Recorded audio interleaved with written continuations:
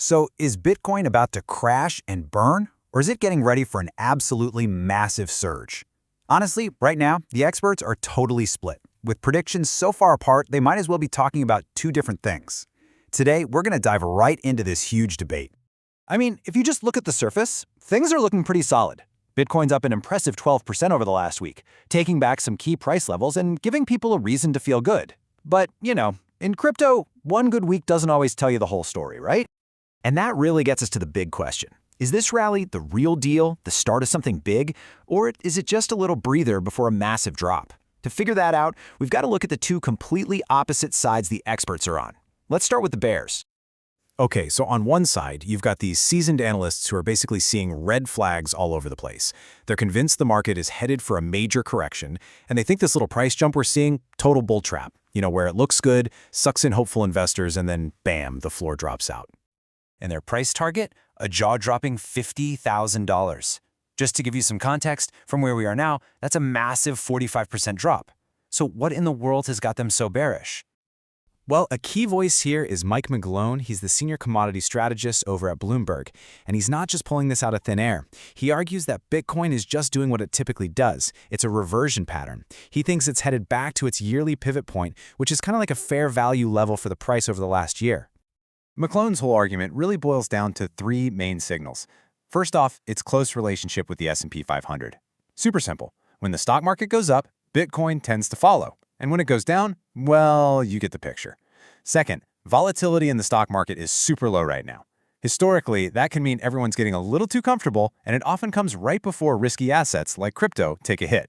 And finally, he's seen these big deflationary trends, things like falling commodity prices that could just pull the whole market down. And look, McGlone isn't some lone voice in the wilderness here. A recent poll on Polymarket shows a whopping 74% of traders on there are feeling pretty pessimistic about Bitcoin hitting new highs anytime soon. That is a huge part of the market basically getting ready for a drop. And just to pile on a little more, Cao Wang, the co-founder of Alliance DAO, put out a pretty serious warning. He thinks the next phase of the bear market is going to be worse than expected.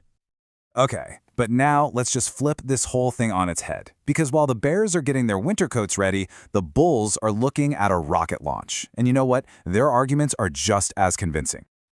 Their price target? Get ready for this.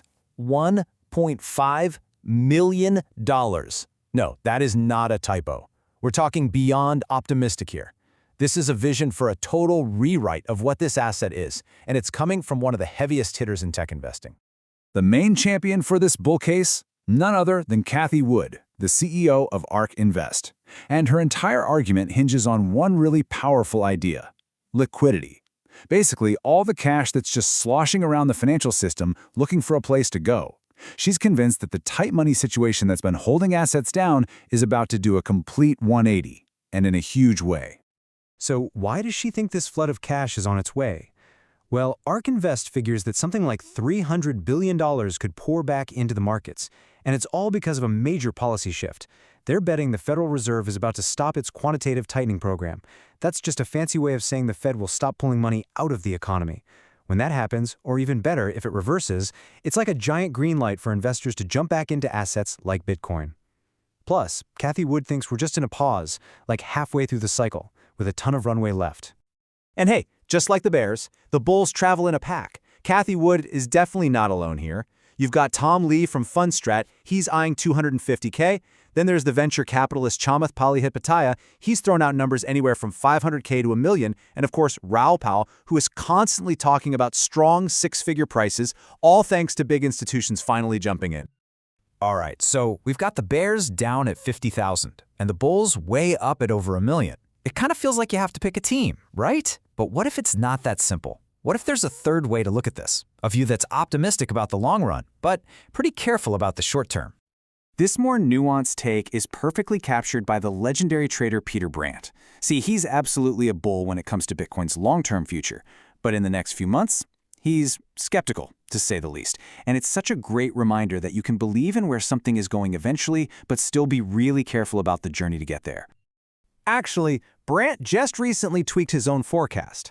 He still thinks Bitcoin can hit $200,000, but he pushed the timeline for that prediction out by 4 years.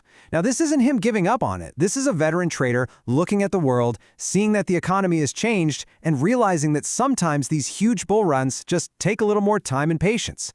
It really adds this important dose of realism to the whole debate. So, okay, we've heard from the bears, we've heard from the bulls, and we've heard from the pragmatists in the middle.